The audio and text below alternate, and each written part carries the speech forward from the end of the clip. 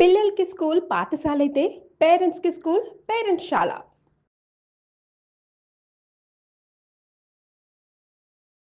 నమస్తే రమగారు. నమస్తే జీ. రమగారు, మంచి కథతో స్టార్ట్ చేద్దాం.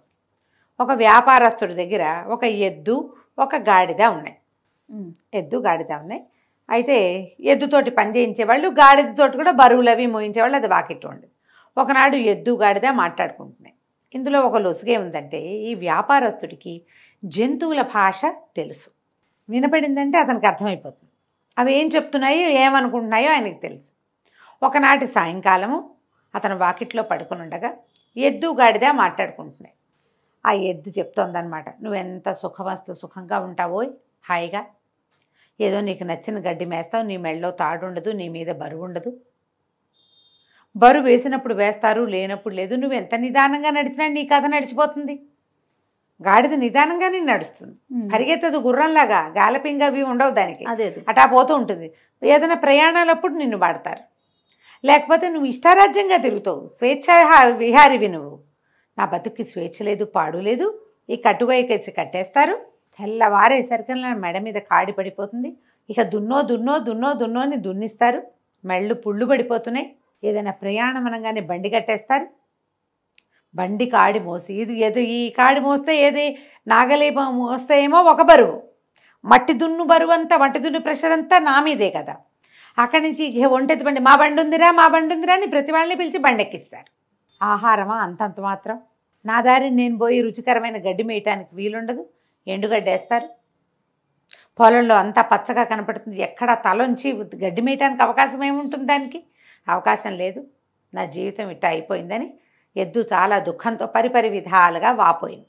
గాడిదంది, అయ్యో తండ్రి, నీకెంత కష్టం వచ్చింది, ఓ పని చెయ్యి, రేపొద్దున తోలుకెళ్తారు కదా, నువ్వు నడవడం మానే, కూలబడిపో, ఆహారం మానేసి, తిండి తినద్దు, నీకేదో జబ్బు చేసిందని నిన్ను చేయటం మానేస్తారు. ఓ, జబ్బు చేసింది అనుకుంటారు కదా, పనికి కొట్టేయి, పనికి మొండికెత్తమని గాడిద ఎద్దుకి సలహా చెప్పింది. విషయం అంతా విన్నాడు వ్యాపారస్తుడు. పొద్దున్నే పాలేళ్ళు ఎద్దుని తోలుకుపోయారు. తోలుకెళ్ళేసరికల్లా ఎద్దు ఇట్ట ఘాట్లోకి వెళ్ళంగానే, అదే మా చేలోకి వెళ్ళంగానే కూలబడిపోయింది. ఎంత కొట్టినా, ఎంత కేకలేసినా లేవల. మోకాళ్ళది కాళ్ళు ఇట్లా మడిచేసింది, బుర్ర పక్కకు వేళ్లాడేసింది. ఏం చేయాలి? సరే, వాళ్ళు ఏం చేశారు, దానికి ఏదో మందు పెడదామని ట్రై చేశారు. మందు పుచ్చుకోలేదు, మంచినీళ్ళు తాగలేదు. అతి కష్టం మీద నలుగురు కలిసి లేవదీసి ఎట్టా ఆగొట్ట ఇల్లు పొలము దగ్గర ఏమన్నా ఇంటికి తోలుకొచ్చి బిట్లో ఈ ఘాట్లో పెట్టుకుని పడేశారు. లోపలికి పడేస్తే అది హాయిగా అక్కడున్న గడ్డిని నెమరు వేస్తూ సుఖంగా విశ్రాంతిగా కూర్చుంది ఎద్దు. ఆయన అన్నాడు, అరే ఎద్దు ముండికేసింది కదా, గాడిదని గట్టండ్రా అన్నాడు. అనగానే హడిలిపోయింది గాడిద. ఎక్కడికి తీసుకెళ్తున్నారో దానికి అర్థం కాల, దానికి తెలియలా ఏం చేయబోతారో. సరే, ఆ బయటికి తీసుకెళ్ళి గాడిద మెడ మీద కాడేసి దాంతో దున్నిచ్చారు. సాయంత్రం అయ్యేసరికి గాడిదకి గుట్లోకి వచ్చినాయి.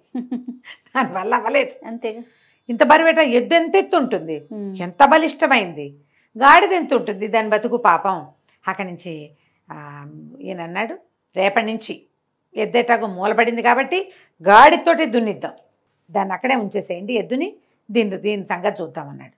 గాడిదకి అర్థమైపోయింది, అమ్మో వీళ్ళు ఇదే చేయబోతారని. ఒక్కొక్కళ్ళు వచ్చి ఊరిని గాడిద భలే దున్నింది అని మెచ్చుకోవటం. అంటే రేపటి నుంచి వీళ్ళు ఇదే పని చేస్తారుగా. అంతే. అక్కడి నుంచి సాయంకాలం అవ్వగానే ఇది సూర్మి అలాగా ఏడ్చుకుంటూ వెళ్ళింది గొడ్లశాలలోకి. వెళ్ళేసరికి అక్కడ ఎద్దు విశ్రాంతిగా కాళ్ళు చాపుకుని పడుకుని గడ్డిని నెమరు వేస్తూ రెస్ట్ తీసుకుంటాం. ఎంతో బాగుంది తండ్రి ఇవాళ నా జీవితం, ఎంత హాయిగా ఉందో, రేపు కూడా ఇట్టాగే పని మానేసి రెస్ట్ తీసుకుంటాను, ఎంతో బాగుంది నాకు అనగానే గాడిద అనుకుంది, ఓ నాయన రేపొద్దున ఇది రెస్ట్ తీసుకుంటే రేపు మళ్ళీ నాకు పడిపోతుంది, ఇవాళ చచ్చాను, రేపు మళ్ళీ దొరికిపోతానని ఏమంది వెంటనే గబగబా ఆలోచించేసుకుంది. తన మీదకి వస్తే ప్రతివాడు ఇదే చేస్తాడు కదా. అంతేగా. ఏమందంటే, అది కాదోయ్, నువ్వు మూలబడ్డావు కదా, మన వ్యాపారం ఏమనుకుంటున్నాడో తెలుసా, ఎద్దు ఎట్టాగో అయిపోయింది కదా, దీన్ని వీడికి కసాయి వాడికి అమ్మేస్తామంటున్నారు, రేపొద్దున నీ తోలొలిచి దాంతో ఆయన చెప్పులు కుట్టించుకుంటాట, మరి మేము మాంసమేమో వాళ్ళు ఎవరికో విందు చేస్తాట, నీ ఇష్టం మరి అనగానే ఎద్దు భయం వేసి, అమ్మ బాబోయ్ రేపు చంపేస్తే రెస్ట్ సంగతి సరే, ఇవాళ ఒకరోజు రెస్ట్ తీసుకున్నాం కదా అని, సరే అమ్మో రేపు నేను వెళ్ళిపోతానంది. ఆ గుమ్మం బయటే నుంచున్న వ్యాపారస్తుడు పక్కపక్క నవ్వాడు. నవ్వుకుంటూ సరిపోయింది కదా, ఆయన ఒక్క అడుగు అటు వేసేసరికల్లా వంటింటి గుమ్మంలో నిలబడి ఇట్లా నడుమి చెయ్యేసుకుని చూస్తోంది వాళ్ళ ఆవిడ. ఎవరున్నారు అక్కడ అని అడిగింది. ఎవరు లేరే అన్నాడు. మరి ఎవరితోటి ఇకెక్కలాడుతూ మాట్లాడుతున్నావు నువ్వు అని అడిగింది. ఊరికే నవ్వానే అన్నాడు. ఊరికే నవ్వటం ఏంటి, ఒట్టిగా ఎవరైనా నవ్వుతారా? నువ్వు ఎవరితో మాట్లాడావో చెప్పు. ఎవరితో మాట్లాడలా, ఏదో గుర్తొచ్చి నవ్వాను అన్నాడు. ఏం గుర్తొచ్చిందో చెప్పు. తప్పులేదు. ఇక మొదలు. ఎందుకు నవ్వావు, అంత పకాలమని నవ్వు ఎందుకు వచ్చింది, ఏం గుర్తొచ్చింది, ఎవరితో సరసలాపాలాడితే అది జ్ఞాపకం వచ్చిందో చెప్పు. ఏమీ లేదంటాడు. ఆవిడ ఒప్పుకోదు. అక్కడి నుంచి ఆవిడ ఏం చేసింది, ఈయన ఏంటి ఈ జంతువుల భాష ఆయనకు తెలుస్తుంది.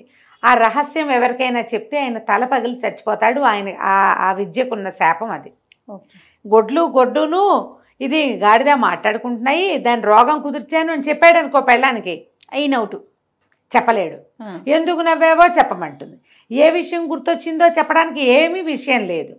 మసిపూసి మారేడుకాయ చేద్దామంటే ఆవిడ కాస్త ఆలోచించాలా, ఆవిడ మొహంచి కళ్ళు తిప్పట్ల ఇటాగే చూస్తాను. ఏం చేయాలో తెలియలే. సరే చెప్తానన్నాడు. ఇక ఆవిడ ఏమంది, నేను ఇంట్లో నుంచి వెళ్ళిపోతా, పుట్టింటికి వెళ్ళిపోతాను, లేదా ఉరిపోసుకు చచ్చిపోతాను, నువ్వు చెప్పాలి నిజం. నువ్వు ఎందుకు నవ్వావో చెప్పు, ఎందుకు చెయ్యిపోయావో చెప్పాలి. ఇప్పుడు ఎవరికో చెయ్యిపోయావు, వాళ్ళు ఎవరో వెళ్ళిపోయారు, ఇంట్లో వాళ్ళని అడిగారు, ఎవరికి చెయ్యిపోయామంటే ఊరికే చెయ్యిపోయా అంటే నమ్ముతారా? ఎందుకు నవ్వావని భార్యలో భర్తలో ఎవరో ఒకళ్ళని ఎప్పుడో ఒకప్పుడు అడిగే ఉంటారు కదా. అంతే. ఏం గుర్తొచ్చి నవ్వావు, అదే సమాధానం చెప్పాలి కదా. చెప్పాలిగా. అక్కడి నుంచి ఇక ఏమనుకున్నాడు, చావడానికి రెడీ అయిపోయాడు.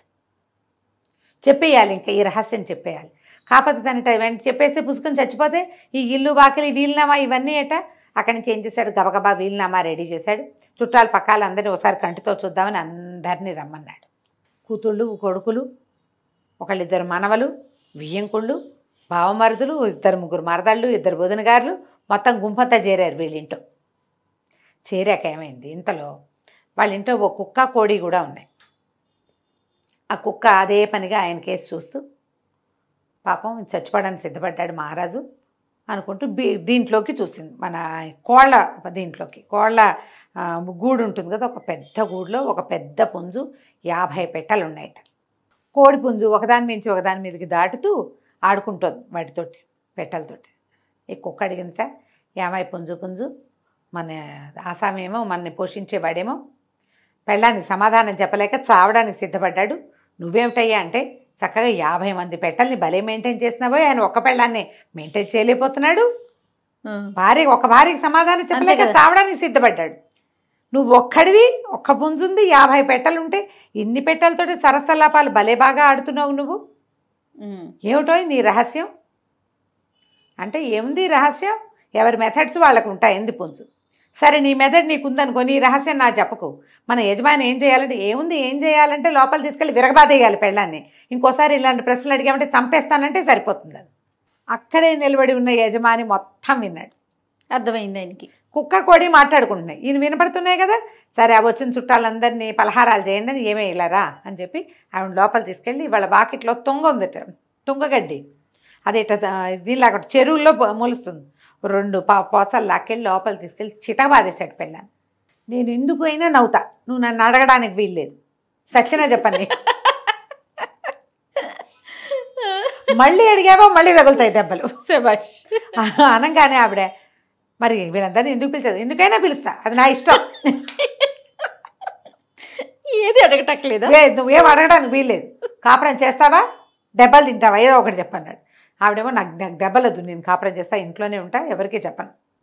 బయటకు వచ్చి అందరికీ పలహారాలు పెట్టేసింది. ఈయన హాయిగా ప్రశాంతంగా ఉన్నాడు. కుక్క కోడి ఎద్దు గాడిదే వాటి పన్నాలు చేసుకుని ప్రశాంతంగా ఉంది. కథ కంచికి మనం ఇంటికి పరిష్కారం ఇలాగే రమ్మ గారు. మరి ఏం చేస్తాం, సచ్చినా చెప్పండి, నీ దిక్కుంటాడు చెప్పుకో అనాలి, అంతే. ఈ కథలో ఇలా ఉందమ్మా, ప్రతి కథలోనూ ఇలా ఉంటుందని అనుకోకండి. ఈరోజు కాదు, ఇది అరేబియన్ నైట్స్ ఎప్పుడో రాయబడి ఉన్న కథ. దీన్ని కథగా వినండి, అంతే. ఆ రోజు కథ చెల్లింది. మనం పిల్లలకి ఎక్కడ దాకా చెప్పాలి, కుక్క గాడిదే ఎద్దు కథ వరకు చెప్పాలి. ఒకళ్ళ పనులలో ఇంకొకళ్ళు జోక్యం కల్పించుకోకూడదు, అంతే. బాగుంది కదా, చాలా బాగుంది. నమస్తే.